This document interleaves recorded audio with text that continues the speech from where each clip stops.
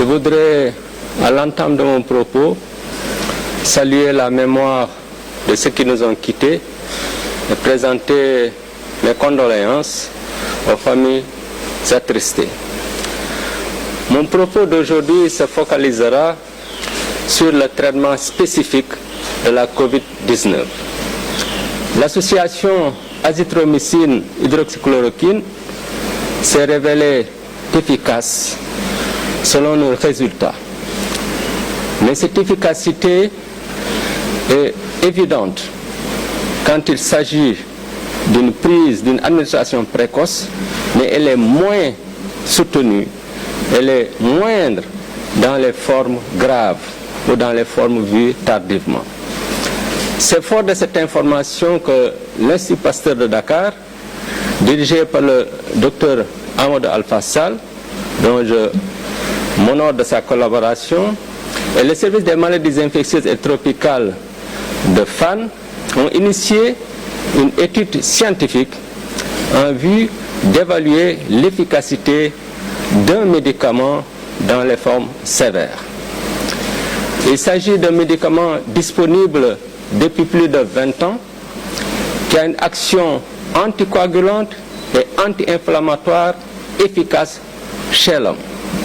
Ces deux actions sont indispensables à obtenir dans le cadre de la prise en charge d'une forme grave.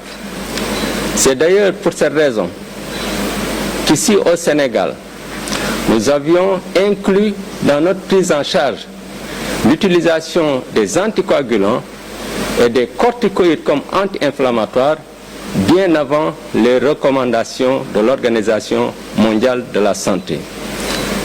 En outre, il s'agit d'une molécule qui a une puissance antivirale très importante in vitro, c'est-à-dire au laboratoire.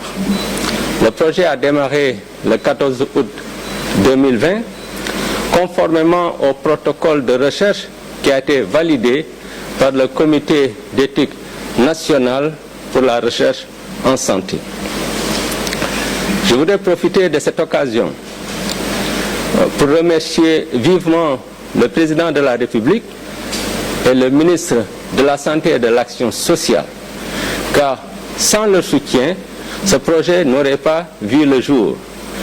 Et nous sommes les seuls actuellement, à l'heure où je vous parle, qui avons commencé ce projet de recherche ici en Afrique. J'en profite aussi pour remercier nos partenaires étrangers. Voici en résumé les quelques informations que je voulais partager avec vous, ainsi que l'espoir que cela doit susciter dans l'amélioration de la prise en charge des formes graves. Je vous remercie de votre attention.